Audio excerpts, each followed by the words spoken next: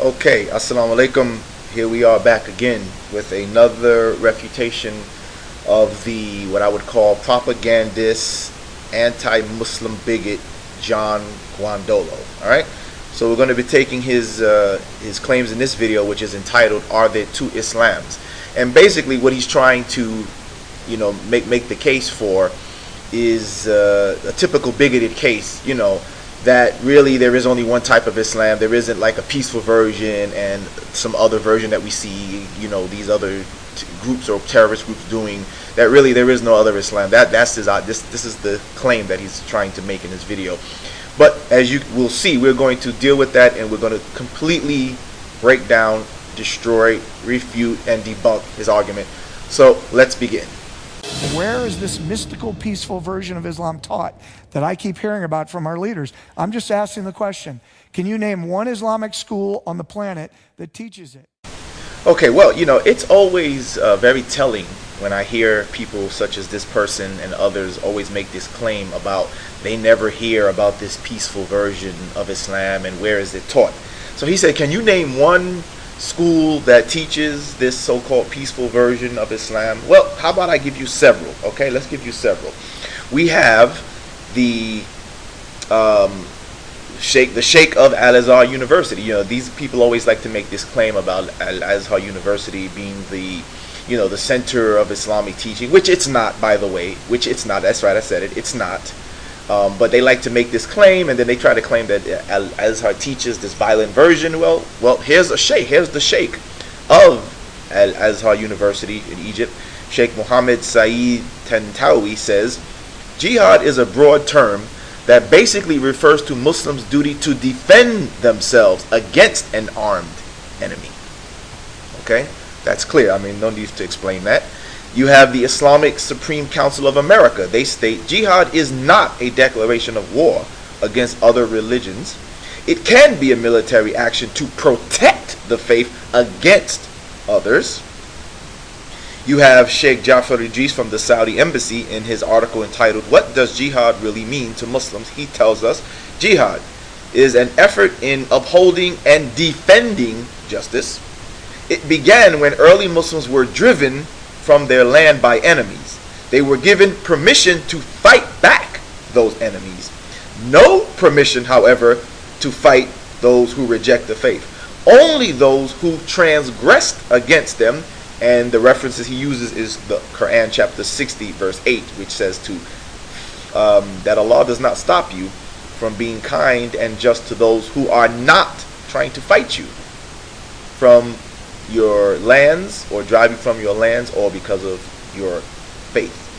So that's clear. We also see that Al-Azhar University constantly offers condemnation of terrorist acts and terror groups. Let's go further.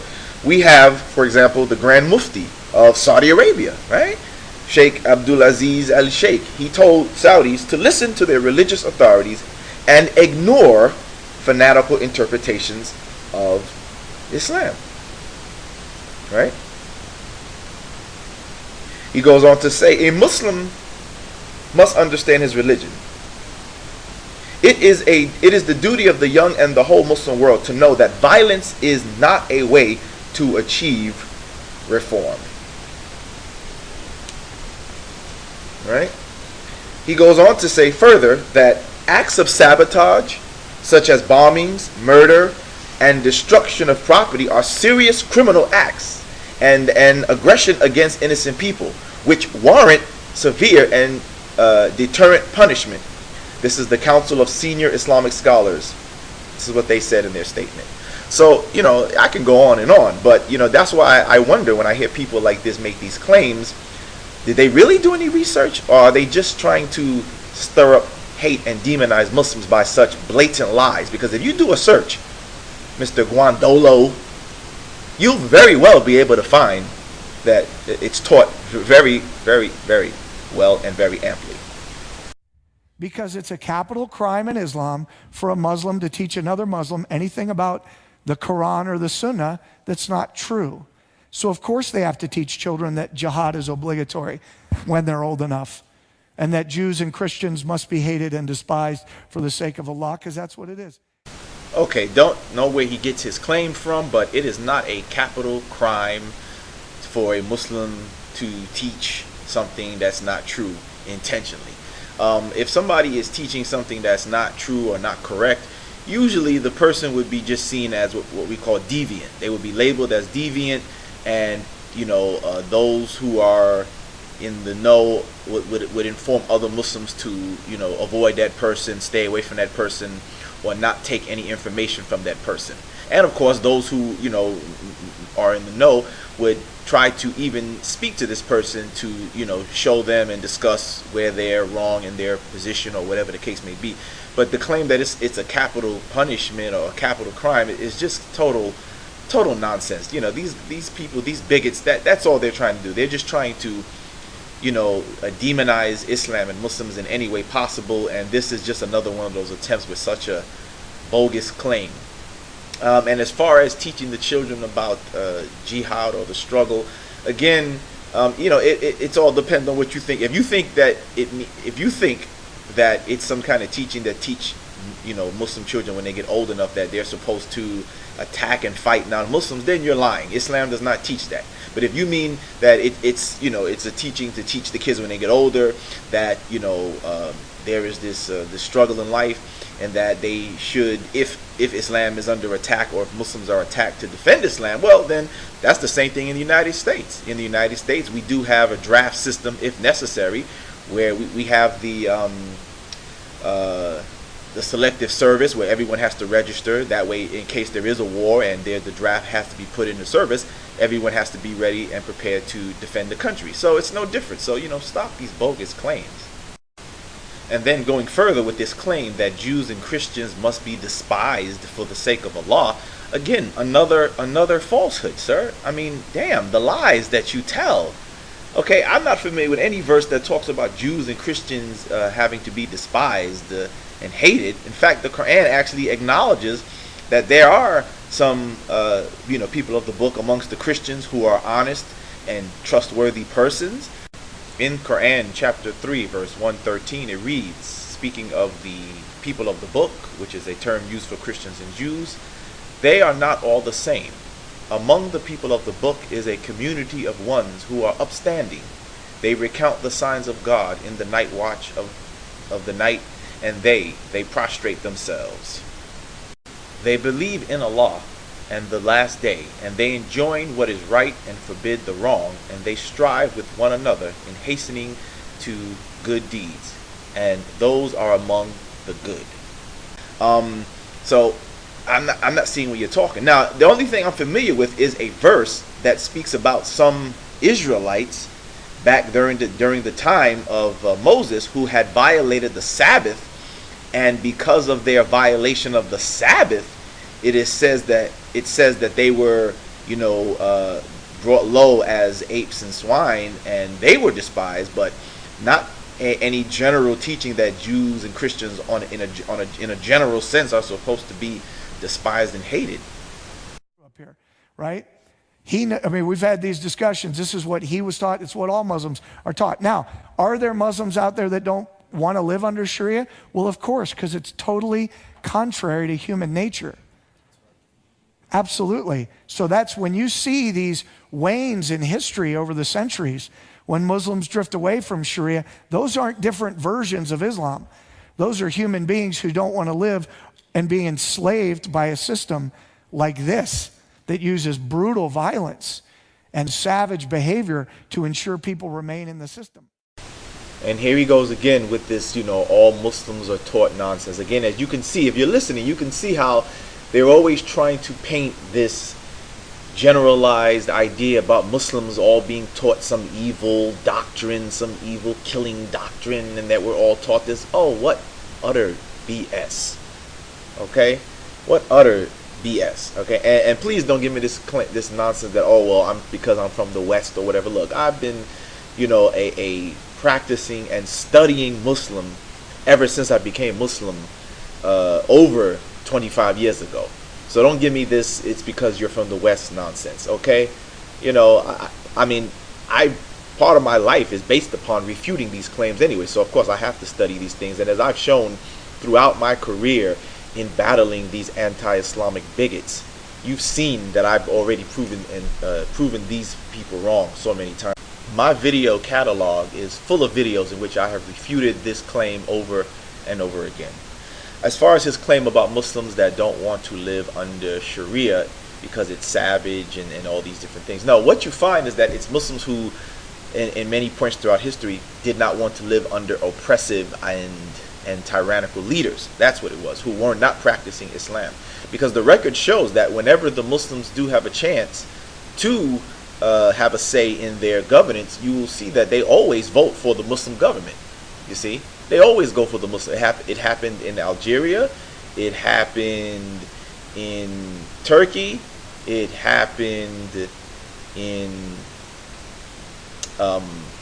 Egypt. Many times you'll find that when the people in these places are given a chance, in these Muslim societies, they overwhelmingly go for the Muslim government. Why? Because they know that a true Muslim government is just, it's fair, it treats its people well. It's the tyrannical, corrupt leaders who do not practice Islam truly that they don't want and they run away from. That's what it usually is. And in modern times, when you find Muslims who don't want to practice or be under the Islamic rules, it's because they want to live a secular lifestyle. They want to indulge in the hedonism and immoral behavior that they see many times coming from the West. That's usually what it comes to. It's not that they don't want to be under Islam. It's that they really just are moving away from religion completely and rather indulge in some of the immoral things that you see being practiced in the societies around them. Islam requires somebody who comes into Islam, if you're not born into Islam, they do not tell them what Islam is all about because it was revealed progressively over 23 years to Muhammad. So they just get them to understand enough to get them to say yes, say the Shahada, right? There's no God but God, Muhammad is his messenger, and now you're a Muslim. And then as they learn, they realize, well, I don't actually get to leave anymore because it's a capital crime to leave Islam. You see how that works? And here we go again with more of the conspiracy theories and, where the new Muslim is, basically he's making it sound like the new Muslim is tricked. They're tricked. They're not told everything because Islam was, look, what does that got to do with anything? All of Islam is here now. So your argument that, because it was revealed over a segmented time when it first came about, what does that got to do with now though? Now all of it is here. So I mean, these guys with their claims are just so outrageous. But the claim that Muslims who come into Islam, they're not told all about it. Oh boy, I mean, look, I'm speaking from experience. Of course, no one can be told about every single thing as they enter a new religion. Obviously, there's things you have to learn as you go along. So, but you see, again, notice how they make it seem like it's some kind of sneaky, underhanded, evil, dirty. They're not told everything, like it's some kind of tricky, deceptive, evil thing, though. I mean, come on, man, really, look. And then he says, as we learn what? I've learned as I went along. I've learned I'm still Muslim now, and I consider myself a person of reason, a reasonable person. If there were any evil and underhanded, ugly teachings of Islam, I tell you right now, I wouldn't be a Muslim. But I've studied, I'm still here. Why? Because these things that you guys are saying are not true. You are bigots just trying to spread your false narrative of Islam to justify and promote your bigotry against Islam and against Muslims. That's what it really comes down to. And then he said, then they again making it seem like it's some evil things that the Muslim person realizes that by the time they realize, it's too late, and now they realize they can't leave Islam because it's a capital crime. You can leave Islam at any time you want. The Quran is filled with verses that talk about how if they reject Islam, if they turn away from it, that your job is only to deliver the message. Quran chapter 42 verse 48 reads, "But if they turn away, we have not sent you to be their keeper. You are not bound to do more than deliver the message."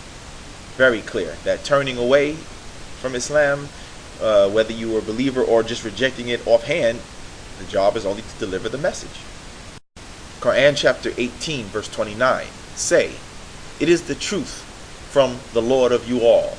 Then whosoever will, let him believe, and whosoever will, let him disbelieve. Lo, we have prepared for disbelievers fire. So as you can see, this verse is also clear here that according to Mr. Guandolo, that, oh no, you realize you can't leave. Well, what does this verse say right here? This verse says that you can believe in it or you can reject it. Doesn't matter. And notice the only punishment that's mentioned is what? A punishment in the afterlife of hellfire. Okay?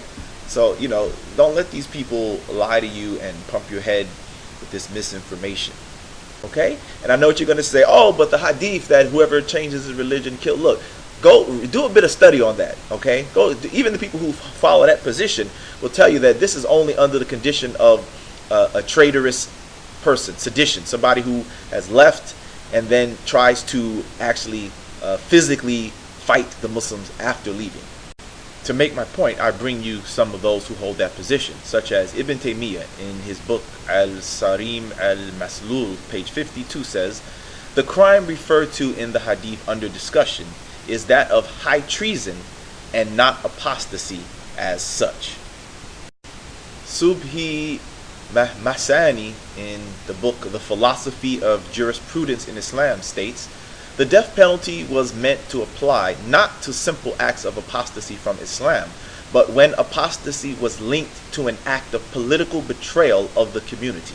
The death penalty was not meant to apply to a simple change of faith, but to punish acts such as treason, joining forces with the enemy, and sedition.